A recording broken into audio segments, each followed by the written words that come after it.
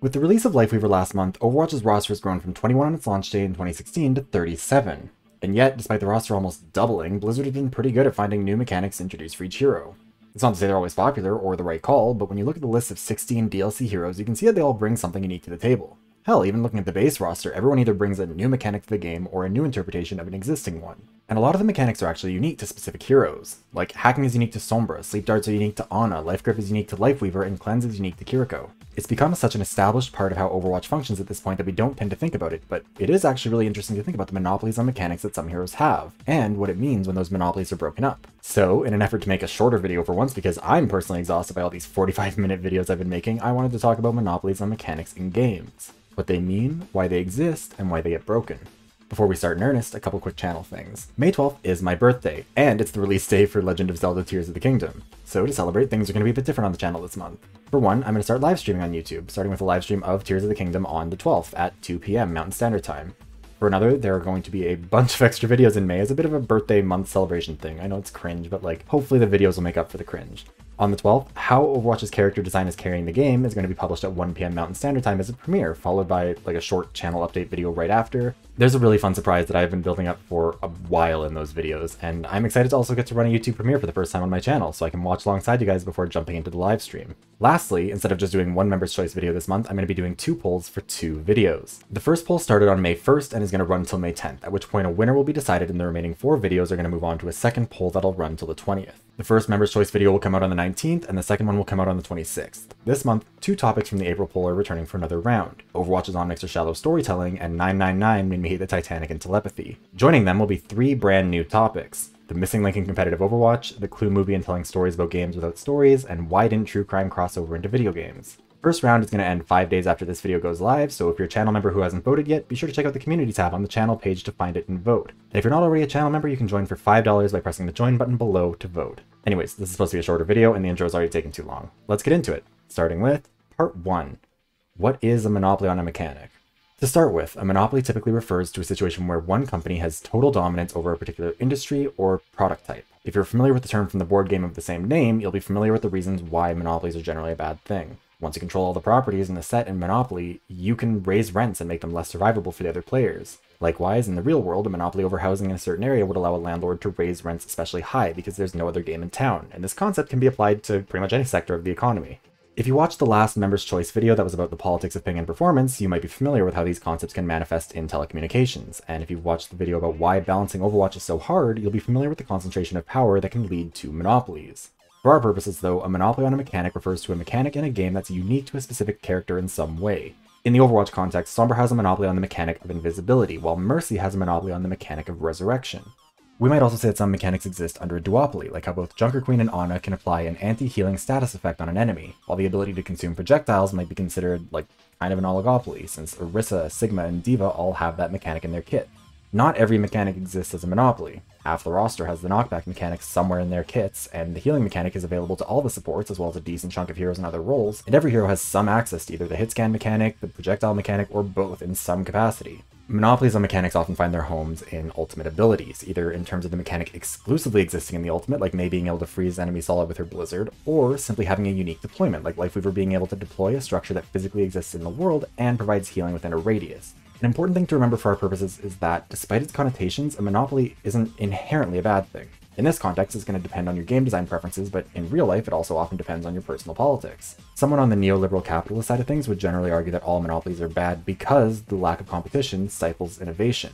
But if they're being honest, they'd also probably accept that the profit motive under capitalism creates a tendency towards monopoly in the private sector, and that this is a challenging tightrope to walk. Someone on the socialist side of things, by contrast, would draw a line between public and private monopolies.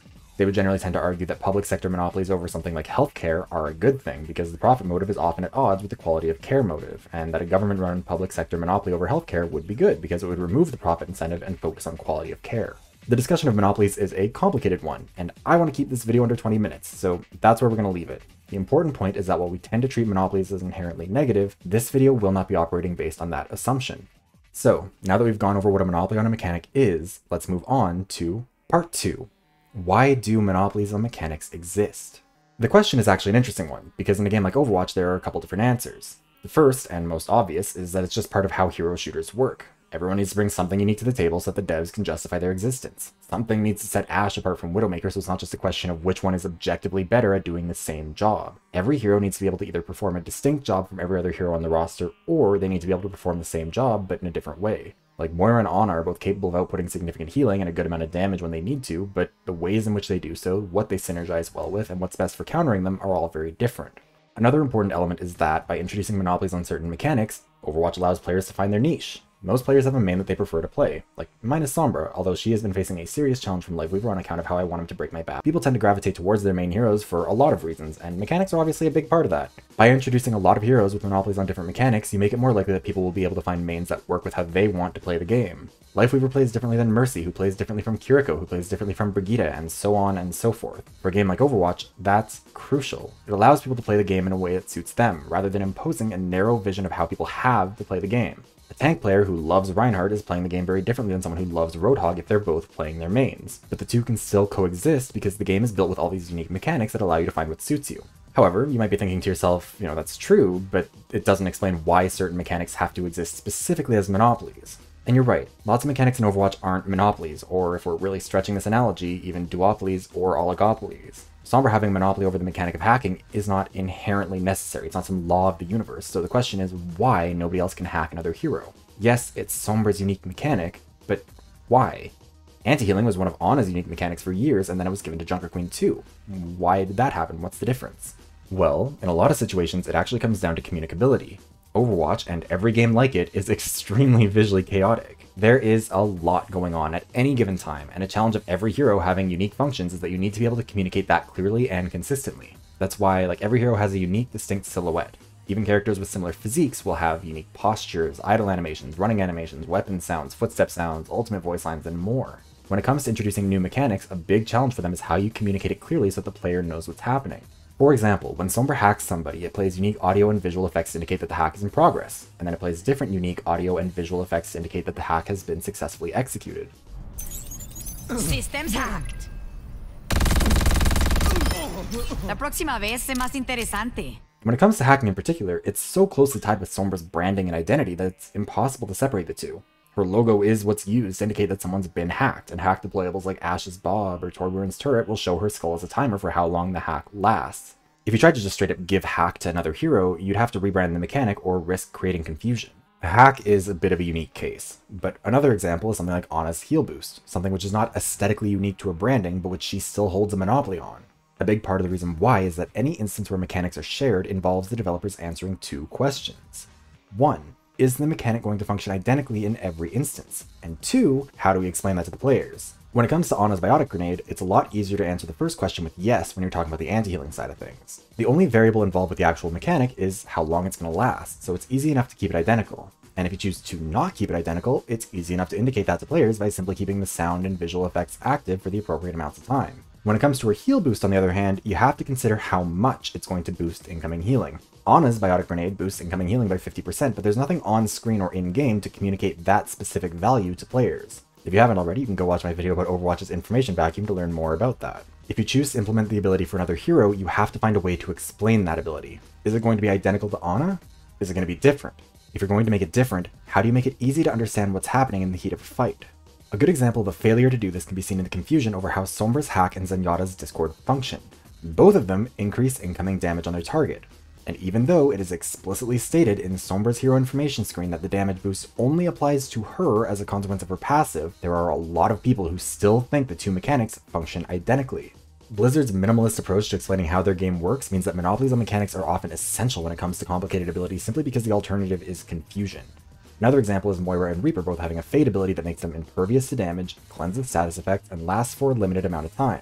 However, because of how the mechanics of those abilities are pretty intuitive and it's easy to identify what's going on, it's easy enough to implement it multiple times because people can contextualize and understand what makes them different. The best example of this in Overwatch is actually the knockback mechanic, because it's pretty easy to understand how and why something is causing a knockback effect, and it's pretty intuitive from the player side of things what makes them different. The challenge really comes from mechanics where the hidden variables, the numbers behind the curtain, are the core issue because you can't easily intuit them. Another challenge actually is color. Overwatch relies really heavily on color to communicate what's happening, as do most games, but this can create challenges when there are too many abilities relying on the same color. For example, healing in Overwatch is communicated with the color yellow in almost every instance, and since the opposite of yellow on the color wheel is purple, it makes sense for purple to be the color of anti-healing. However, purple is also used to indicate status effects like Zenyatta's Discord and Sombra's Hack, as well as being used for Moira's right-click and her damage orb. Using a specific color to help identify a specific mechanic is really valuable. I'm not criticizing Blizzard for doing it, but there are only so many colors on the color wheel, and eventually it starts to make it harder to identify what's happening rather than easier. I would argue that Lifeweaver is actually proof that even Blizzard recognizes the limitations of their existing applications of color, because Lifeweaver straight up rejects it. His healing is still yellow, sure, but his abilities are all pink. Pedal Platform is pink, Life Grip is pink, Ultimate is pink. It's amazing, I love it as an aesthetic, but it is worth acknowledging that it's a break in tradition in how color has actually been used in the game so far, because it communicates that Lifeweaver's abilities are specific to him rather than referential to the mechanics that they're utilizing. However, just because something maybe starts out as a monopolized mechanic doesn't mean it will necessarily stay that way. And that brings us to Part 3. Why do monopolies on mechanics get broken up? When the game launched, only one hero had the ability to aim down sights, Widowmaker. Over time, Ana and Ashe were added and broke her monopoly on the mechanic. When the game launched, only one hero had the ability to consume incoming projectiles. Over time, Orisa and Sigma were added and broke up her monopoly. When the game launched, Pharah was initially the only hero with proper independent flight, but between Mercy getting her Valkyrie rework and Echo being added to the roster, she lost that monopoly. When Ana was added to the game, she was the only hero who could apply the anti-heal status effect, but now Junker Queen can too. In each of those instances, a monopoly on a mechanic was implemented and then undermined with a new hero or a reworked old hero. Why? Well, one answer is simple. The mechanic was never intended to be monopolized by one hero. It just so happened that it took a while before another hero with that mechanic would be added to the game. Widowmaker's ability to aim down sights and D.Va's ability to consume projectiles probably both fall into this camp. They weren't really intentionally monopolies, more just monopolies as the consequence of the time it takes to develop and add new heroes. The second answer is that the monopoly existed for a reason, but that reason has changed as the game has evolved. Ana's anti-healing was a mechanic that she had a monopoly on, partially because it was part of her identity, sure, but a much bigger factor is how powerful of an ability it is, and especially how powerful it was when Ana debuted. At the time, there were a couple of heroes who could cleanse the anti-heal off of themselves, like Tracer and Reaper, and Zarya could burn her bubble to cleanse it off of someone else, but it didn't really have a counter. And given that it could block all incoming healing, it was incredibly strong. Giving the ability to Ana as a unique mechanic meant that she'd be able to bring something powerful to the table that could also offset her disadvantages, like her lack of mobility. That held true up until Junker Queen, who was the first hero since Ana to be given an anti-heal ability via her ultimate. Any hero hit by Rampage will have a wound applied to them that deals damage over time and heals Junker Queen, but also will be hit with the anti-heal status effect. Why? Well, the developers knew that Kiriko would also be coming, and presumably were operating under the assumption that Junker Queen wouldn't be coming to the main game until Kiriko did. More specifically, until Kiriko's cleansing Suzu did. Suzu was the first proper cleanse in Overwatch, and its introduction meant that status effects finally had a proper counter. On top of that, Overwatch's move to 5v5 meant that any team picking Junker Queen would be sacrificing having a barrier or other tank abilities, which made it a more justifiable power trade. In turn, this meant that Ana's monopoly on the mechanic of anti-healing, which needed to be maintained because it was a powerful ability that could mess with the game if it was more widely implemented, was just no longer necessary. Suzu meant that anti-heal was no longer nearly as big of an issue and could be outplayed, and so the reason for keeping it as a monopoly for Ana was largely gone. In some rare instances, we also see monopolies on mechanics ended when the developers decide to eliminate the mechanic altogether. For example, at launch, Reaper initially healed himself by picking up soul orbs that enemies dropped when killed. However, this was considered unconducive to his role as a tank killer because he could get souls more easily out of squishies, meaning he was incentivized to fight heroes with smaller health pools, i.e., not the tanks. As a result, it was replaced by a vampiric ability that healed him based on the amount of damage he dealt, and his soul orbs mechanic was just eliminated. This ended the monopoly by ending the mechanic. At least until Lifeweaver briefly brought it back, kinda in a different form. Instead of enemies dropping healing items upon death, Lifeweaver dropped one upon his own death, and instead of only one hero being able to pick them up, any hero on either team could. At least until they also removed that mechanic from his kit, sending it back to the graveyard for a second time. A major obstacle for ending a monopoly on a mechanic is that abilities don't exist in isolation. A hero's kit is built around not just individual abilities, but also the way those abilities interact with each other.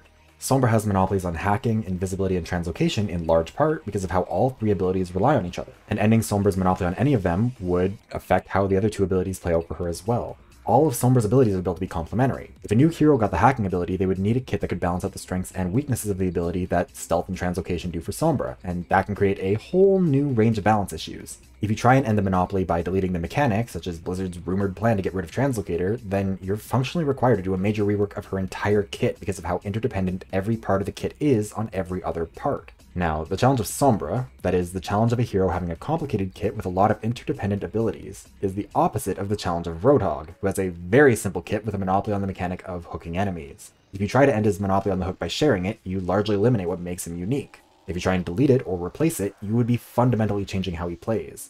Ending Ana's monopoly over anti-healing, or D.Va's monopoly over eating projectiles, or Reaper's monopoly over soul orbs wasn't as much of a problem because they both have more expansive kits, and their unique identities aren't as dependent on having monopolies on those specific concepts. On top of that, mechanics like that are able to be implemented in a lot of different ways. Sigma, Orisa, and D.Va can all eat projectiles, sure, but the abilities work very differently. However, things like Sombra's Stealth or Roadhog's Hook don't really have that many ways to be implemented uniquely, which means that sharing those abilities has a much higher risk of creating two heroes filling the same niche, where one just ends up being better or worse than the other in a head-to-head comparison. Ultimately, the question of why are monopolies on mechanics sometimes ended comes down to whether or not the developers think they still need to exist. Some mechanics are monopolized because of how distinct they are to a specific hero, like Sombra's hacking. Other mechanics are monopolized because the challenges involved in communicating different implementations, like Ana's healing boost. Some monopolized mechanics are just deleted because they aren't conducive to a hero's intended playstyle like Reaper's soul orbs. And there are some abilities like Ana's anti-heal that were monopolies because of how impactful the mechanic was to the state of the game when they were introduced. When the state of the game changed, it stopped being strong enough to merit keeping it as a monopoly. Monopolies on mechanics are a challenge of games like Overwatch because they pose a whole new set of challenges to the developers. How do you balance around them? When is it necessary to end them? What kind of mechanics should a hero have a monopoly on, and what role will it help them fill? How do you communicate all these different heroes and mechanics in a way that's coherent? It's a fun topic to think about, and I hope you've enjoyed thinking about it with me for a little bit. Anyways, that's going to be the end of the video. Thank you so much for watching. Don't forget to like, subscribe, comment, all that good stuff. Be sure to grab your $5 membership through the join button below so you can vote on which one of these videos you want to see on the 19th and 26th. And be sure to check out the channel on May 12th to catch a new video, channel update, and my birthday live stream of Tears of the Kingdom. Thank you again for watching, and I hope I'll see you around again soon.